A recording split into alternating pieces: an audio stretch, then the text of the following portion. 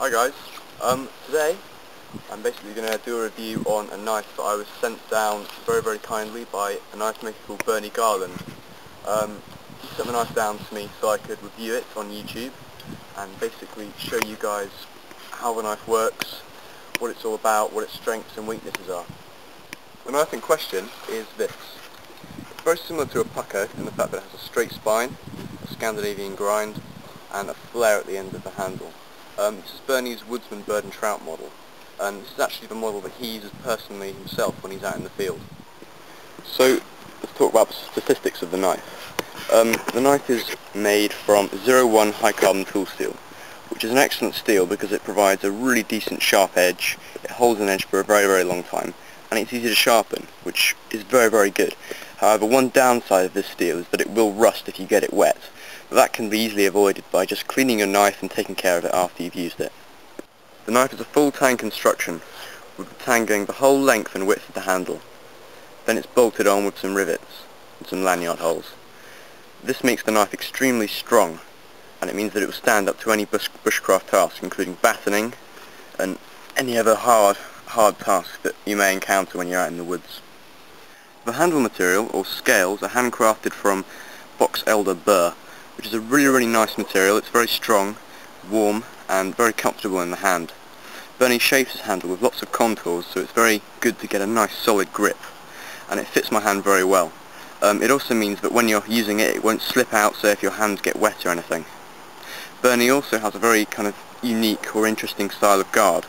Instead of using the normal guard where it would come out to about here, Bernie's is flat down but more boxy. So you get the same amount of security, your hand won't slip forward, but it means if you want to do some finer work you can choke up on the blade, and it will provide a much more comfortable grip when you're doing fine work.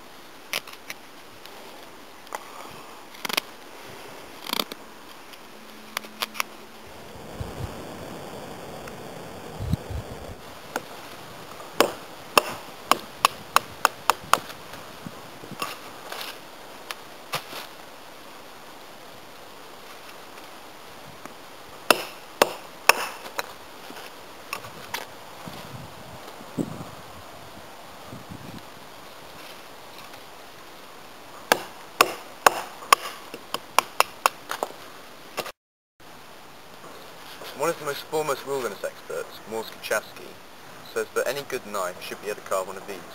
This is a net needle and it's used for making nets for fishing or ferreting or any other sort of thing that you might need one for.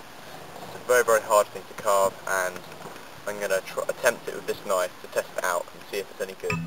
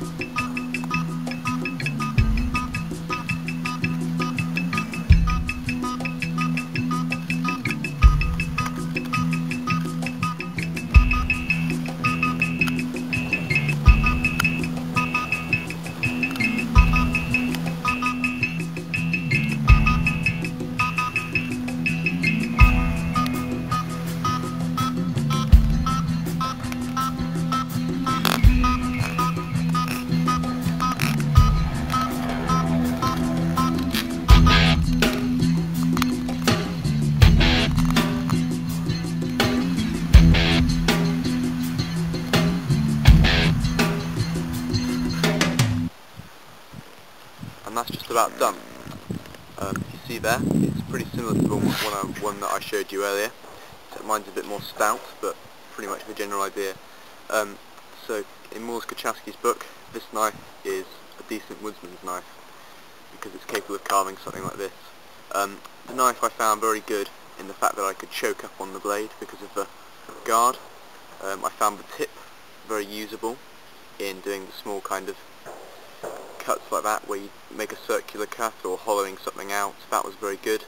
And I also found the Scandinavian grind very good for slicing and things like that. So it's an excellent knife for woodwork, I can say that. So I put the knife through quite a lot of work today, and we're going to test some edge retention. So I've got a piece of paper here, and as you can see, it's still slicing the paper very, very well. Bernie gets his heat treatment spot on, so the knife is very, very, very sharp and holds its edge for a very, very long time.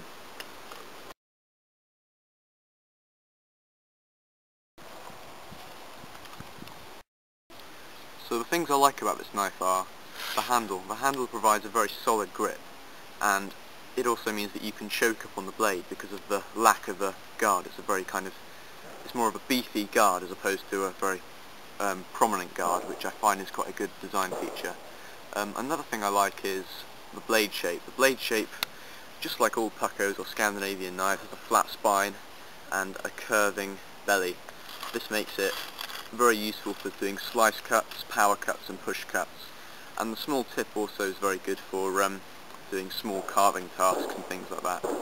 The blade thickness, it's 3mm. Although this isn't as strong as say a 4mm blade, it's enough, it's strong enough.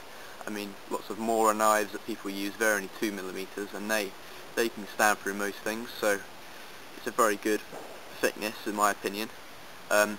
One criticising fact that some people say is the boxiness of the guard. I like that because, like I say, you can choke up on it. Another drawback would have to be the weight factor. Stick tangs are obviously lighter, but then again this is a full tang, and because it's a 3mm, it means it's not too heavy, and it's still very strong. The tip, it's probably, you wouldn't want to do much prying with it or anything, but it's a much more usable shape and style of tip than you get on, say, something like a Woodlaw knife or an F1, because you can get into those little nooks and crannies in the wood, or say if you're dressing an animal, it's much, much better for that sort of thing. So that's another thing about it. So overall I'd rate the knife very highly. The finish on the knife, Bernie's finish, is very good, just as good as any other knife maker you get out in the UK, or any other knife maker I've known of.